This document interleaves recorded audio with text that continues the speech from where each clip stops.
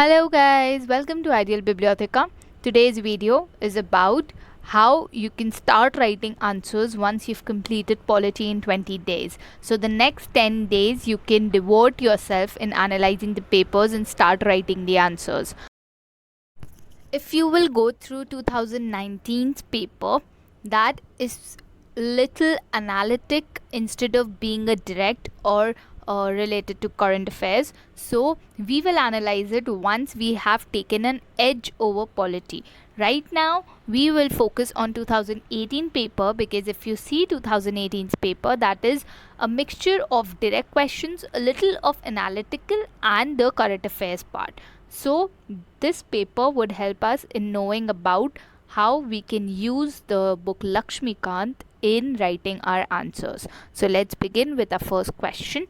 And the first question: in the light of recent controversy regarding the use of electronic voting machines, what are the challenges before the Election Commission of India to ensure the trustworthiness of elections in India? So you can directly go to the Election Commission chapter, you can look into it, and you will also find electronic voting machines into elections chapter. So once you read the book over polity in 20 days, you can then start writing answer. That was the objective when started about the whole book, because once you go through that book, once you've gone through every line, irrespective of what you remember, what you don't, you at least have an idea of what that book is about. So that is why you don't keep sticking with one chapter when you have just started. You have completed somehow everything in that 20 days, and now you will realize on which to focus more and on what to just leave out. So this is the electronic voting machine, the Election Commission of India topic. Then this answer I have already discussed, so we'll not waste time over this. We will directly jump to question number 3. Question number 3 says that under what circumstances can the financial emergency be proclaimed by the President of India?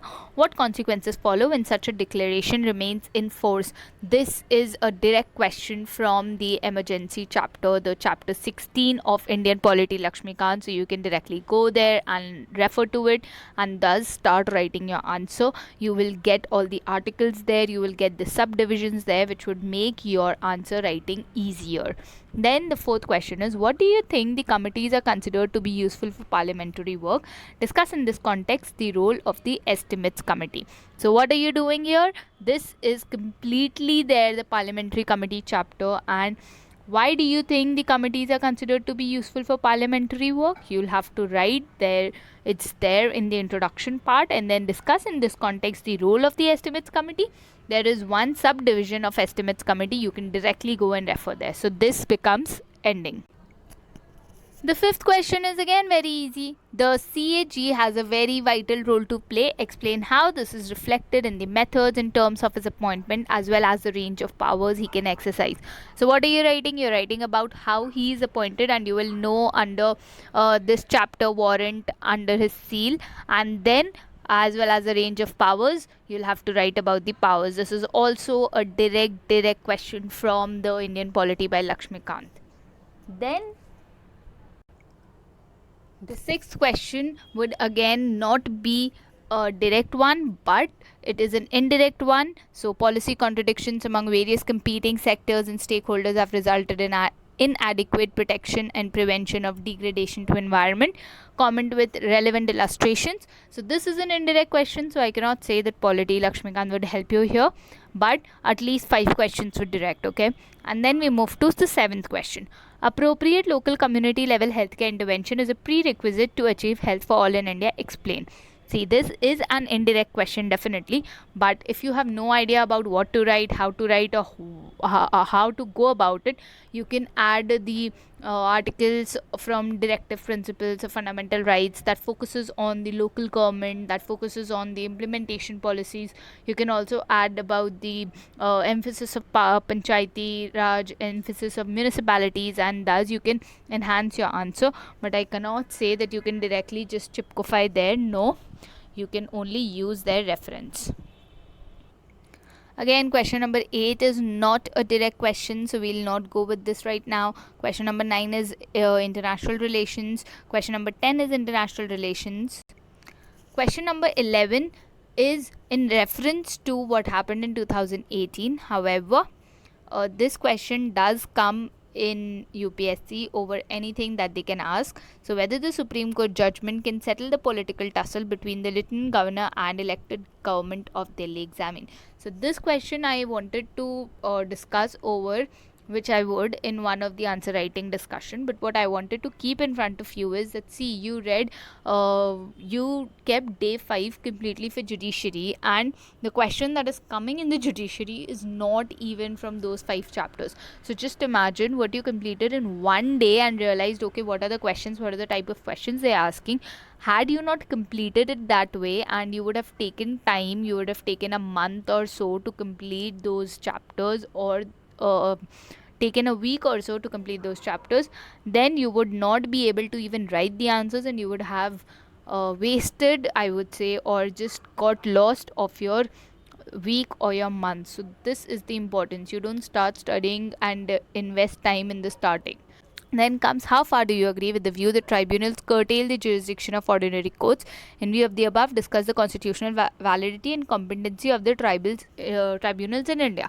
See, this is one such question which is direct and indirect. Why? Because it's direct, because it's talking about the constitutional validity, the competency of the tribunals in India. But if you see it from the indirect portion, you will find that when you are about to write tribunals curtail the jurisdiction of ordinary courts, you need to mention how tribunals are vested with certain responsibilities which are extracted from the courts. However, then they are made about this whole answer I'll discuss on the Saturday analysis video, so I would not waste my time here. But this is a question which is direct as well as indirect. Then question 13 is international relations, so we'll boycott for now. 14 is, how was the Finance Commission of India constituted? What do you know about the terms of reference of the recently constituted Finance Commission? Discuss. This is a very, very, very, very, very direct answer. So you can just go and get it done with your Indian polity book. Then we come to the panchayat system in India as a part of local government. Apart from government grants, which sources the panchayat can look out for financing development projects? This is also a direct as well as indirect question, so you can come back to it later after you've completed major portions of your polity. Then this is a little from the book, that is just the Human Rights Commission. Apart from that, it's completely indirect, so you don't have to focus at it now. You can come back to it again once you've done the basics of your Indian polity. Then the hunger part is there. Then the citizens charter is an ideal instrument of organization transparency. This is also not from Indian polity, so this is part of your governance. This is not part of your polity, and both are different but a part of GS paper 2. And 19 comes from your international relations and 20 comes from your international relations. So basically what I wanted to discuss over this, that if you are completing in 20 days, you're just knowing about what are the things and what not other things, I can say that if you open GS paper 2, you'll be able to write answers on chapter 1, question 1, 2, 3, 4, 5, 6. I'm not saying that you just open the question and then start writing answers in your copy. Obviously, you'll have to need reference from the book, from other places, from people whom you know, from your friends or from your teachers or whoever you have. But my point is that at least your mind will get open towards it. Like for me, question number 4, that is, why do you think the committees are considered to be useful for parliamentary work? I had never focused on parliamentary committees, so this answer for me was never known. But this time when I saw to this, when I went through the chapter and when I came to this, I realized that okay, this was such an easy question and it had such an easy answer. So that is how you need to go through this, and only after completing Indian polity in a short span of time, you can come back to this. And after doing at least 5-6 answers, you'll get confidence over yourself, and then you can start bettering your answer. You can start working on your answer, and then you can definitely go for your questions and for your answers which are indirect in nature, like the 2019 paper.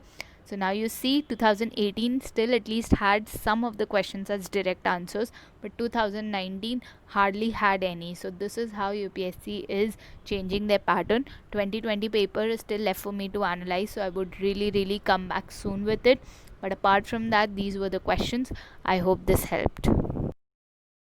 Alright guys, this was it for today's video. I made it specially for you people so that people who come up with doubts that I'm really not that confident with this answer writing thing, please start with it. Please go through that, know about it, and definitely after that you can think of writing better answers. This is it. Let's meet soon in another video. Thanks for watching.